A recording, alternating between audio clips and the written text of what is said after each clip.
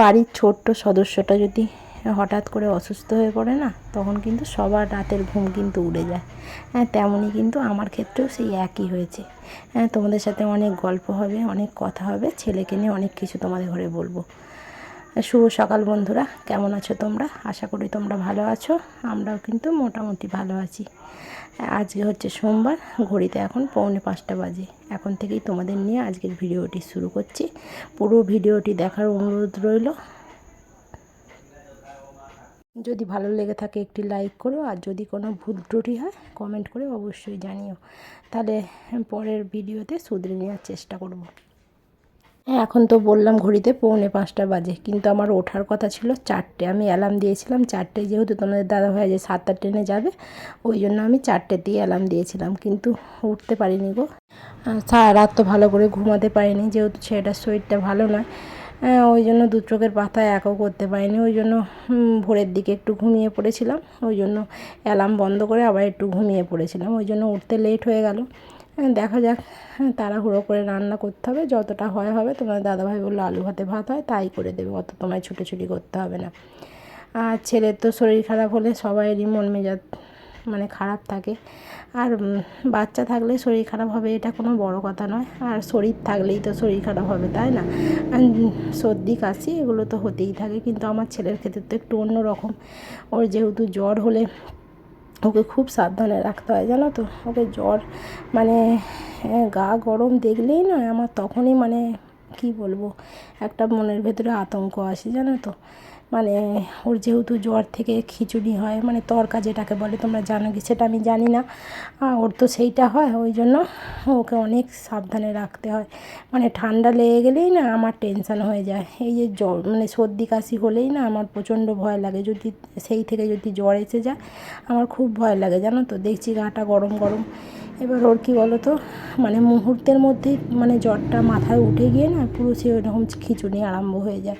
মানে যে কী বীভৎস দৃশ্য, তোমরা দেখলে হয়তো বুঝতে পারবে না। মানে দেখে মানে তোমাদের চোখ ফেটে জল এসে যাবে, এরকম অবস্থা। ওর সেই ছোটো থেকেই মানে সেটা হচ্ছে। ডাক্তারবাবু বললেন 5 বছর হয়ে গেলে আর হবে না। 5 বছরের পরেও তো একবার হয়েছিল। বললো তাহলে 6 বছরের পর আর হবে না। কিন্তু ঠাকুরের দয়া, মা মনসার দয়া, এখন তো ছেলে আমার ভালোই আছে, এখন কিছু হয়নি। কিন্তু তাহলেও ওকে জ্বর হলে না ওকে খুব চোখে চোখে সাবধানে রাখতে হয়। মানে মানে আমি তো 3টে রাত ঘুমোতেই পাই না। আর যখন জ্বর হয় 3 দিনের কমে ও ছাড়ে না। 3 দিন তো ওর পাপা আমি মানে ঘুমোই না বলতে গেলে, ছেলের মুখের দিকে খালি তাকিয়ে বসে থাকি।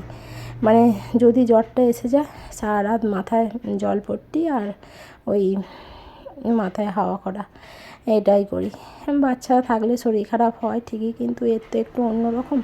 ওই জন্য খুব সাবধানে ওকে রাখতে হয়, জানো তো। যতই বাচ্চারা দুষ্টু হোক না কেন, যতই বকা দিই, কিন্তু হঠাৎ করে যদি অসুস্থ হয়ে পড়ে না, যদি হঠাৎ করে শুয়ে পড়ে, তখনই খুব কষ্ট হয়, জানো তো। মনে হয় যে না, তুই যেমন খেলছিলিস তুই তেমনই খেল, হঠাৎ করে শুয়ে পড়লে মানে মায়ের মন তো মানে একটা যেন কেরম খারাপ লাগে।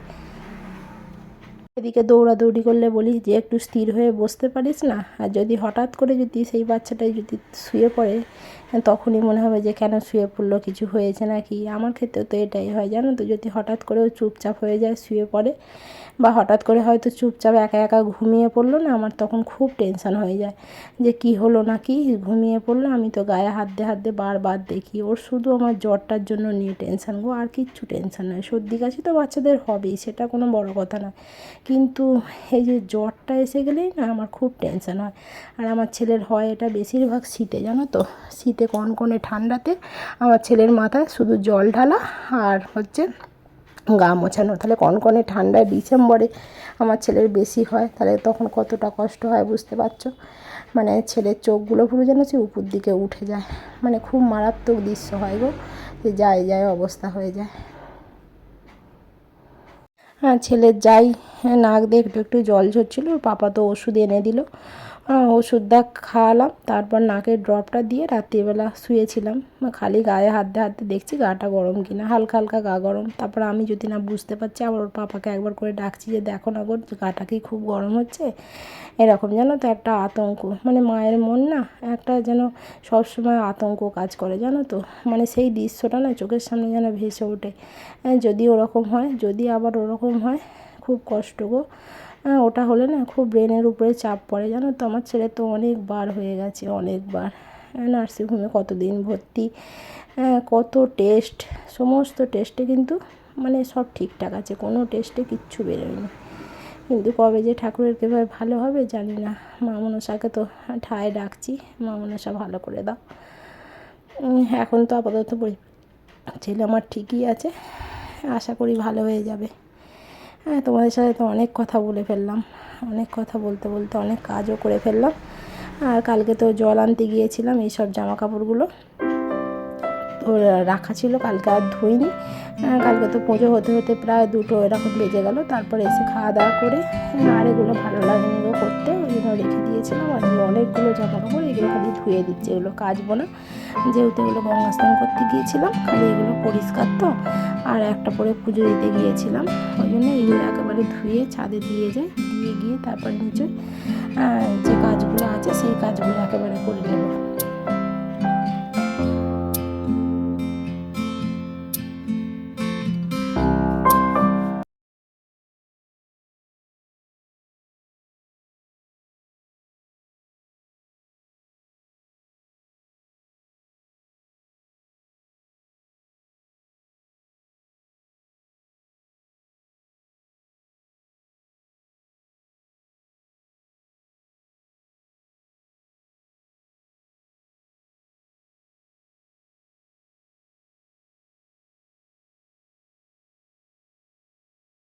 আর ছেলে তো এখনও ঘুম থেকে ওঠেনি, আমি এখনও ডাকিও নি, ওর পাপা ডাকছিল, আমি বারণ করলাম, আমি বললাম ওকে ডাকতে এখন হবে না, ও একটু ঘুমো, যেহেতু শরীরটা ভালো না, শুয়ে থাকো। তোমার দাদাভাই তো আজ গেছে, অনেকটা তাড়াতাড়ি চলে গেছে।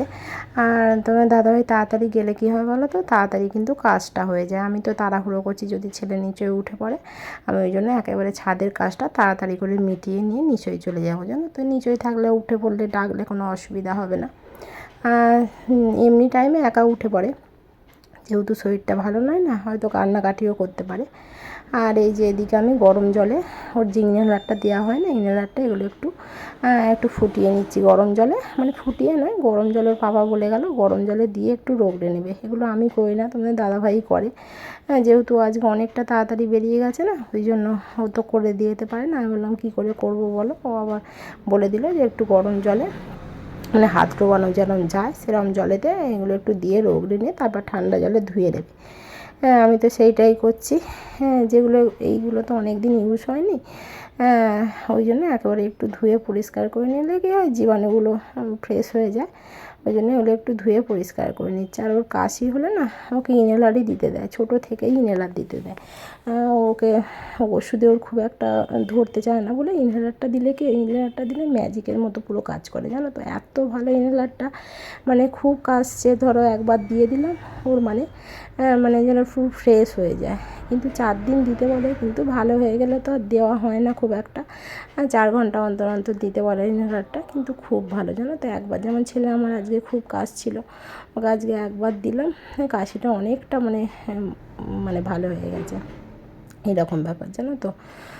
ওর এইটা খুব কাজ করে, ওই জন্য সে ছোটো থেকে ওকে ইনহেলারই দেয়। যখন ছোটোবেলায় যখন ওকে ইনহেলারটা দেওয়া হতো, 4জন 5জনে মিলে ধরতে হতো, জানো তো। এত কাঁদতো, এত কাঁদতো, মানে ওর কান্না দেখে আমাদের বাড়ির সবাই কাঁদতাম, কিন্তু কিছু তো করার নেই, দিতে তো হবেই ভালোর জন্য। মানে 2জন হাত ধরে থাকতো, 2জন পা ধরে থাকতো, তারপর মাথাটা ধরে থাকতে হতো, এরকম করে ওকে ছোটোবেলায় দেওয়া হতো। কিন্তু এখন যেহেতু বড়ো হয়ে গেছে, এখন অসুবিধা খুব একটা হয় না। এখন একটুখানি কাশি হলেই ও নিজেই বলে, মা আমাকে একটু এটা দিয়ে দাও না ইনহেলারটা। মানে দিলে কী বলো তো, ওরও ভিতরটা মানে ভালো লাগে, ওর মানে কষ্টটা কম হয়। ওই জন্য নিজে থাকতেই বলে, মা আমাকে ইনহেলারটা দিয়ে দাও। এটা খুব ভালো কাজ করে।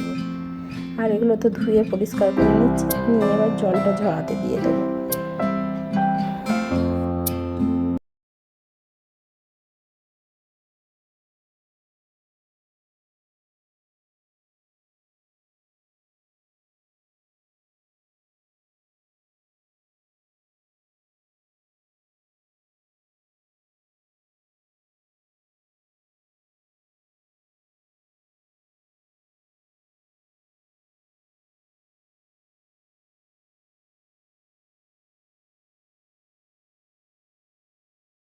এই দেখো আমার সোনা তো এদিকে উঠে পড়েছে, উঠে বলছে তুমি কি করছিলে, ওইগুলো কি তুমি বলো আগে। এখন তো ঘড়িতে প্রায় 9:30 মতো বেজে গেছে, ওকে অনেকক্ষণ থেকেই ডাকছি, ও তো ওঠে আর না। তারপর ডেকে ডেকে তুলে এই যে কোলে কোলে নিয়ে এসে তারপর চেয়ারে বসালাম। এবার একটুখানি বসলো, বসছে, তারপর ওকে দাঁত মাজালাম, দাঁত মাজিয়ে তারপর একেবারে খেয়ে দিয়ে নিয়েছিলাম, জানো তো। ও যেহেতু একা খাবে না, আমিও খেয়ে নিয়েছিলাম। খেয়ে দিয়ে তারপর চলে এসেছি একেবারে বিছানটা গুছোতে। বিছানটা গুছিয়ে তারপর আর এই যে এগুলো যে ধুয়ে দিয়েছিলাম না, সেগুলো একটু মুছে পরিষ্কার করে নেব। পরিষ্কার করে নিয়ে তারপর ওগুলোতে ডাব্বায় ভরে দেবো। যেহেতু এখন এইটা আর দেবো না, একেবারে সেই দুপুরে শোয়ার আগে দিয়ে আর তারপর ঘুম পাড়িয়ে দেবো। ওই জন্য এগুলো মুছে ভালো করে জলগুলো মুছে পরিষ্কার করে রেখে দিচ্ছি। তোমাদের দাদাভাই থাকলে এগুলো আমাকে করতে হয় না, তোমাদের দাদাভাই করে দেয়। যেহেতু নিয়ে সেগুলো তো আমাকেই করতে হবে, তাই না।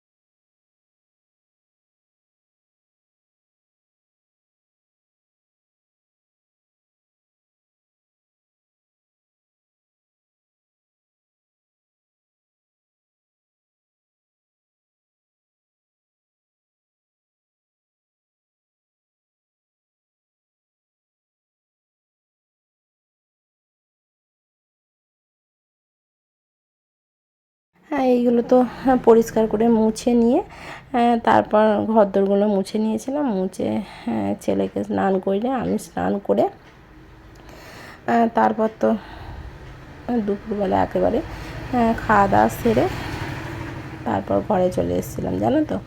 আর ঘরে এসে ছেলেকে দিলাম, এই যে ইনহেলারটা দিয়ে দিয়েছিলাম। ইনহেলারটা তো এরকম 10 বার ঝাঁকিয়ে তারপরে একবার মানে পাপ করে 1 মিনিট ধরে রেখে তারপর ছেড়ে দিতে হয়, আবার 5 মিনিট পরে আরেকবার দিতে হয়। আর এখন তো কান্নাকাটি করে না, এখন নিজে নিজেই নিতে পারে, এরকম করেই নেয়, দেখছো। আমি দেখছি টাইমটা কতটা হলো। আজকের ভিডিওটা তাহলে এখানেই শেষ করছি। যদি ভালো লেগে থাকে অবশ্যই একটি লাইক করো আর চ্যানেলটি সাবস্ক্রাইব করো। কালকে নিয়ে আসবো আবার নতুন একটি ভিডিও। ততক্ষণে তোমরা ভালো থেকো, সুস্থ থেকো এবং সাবধানে থেকো। বাই।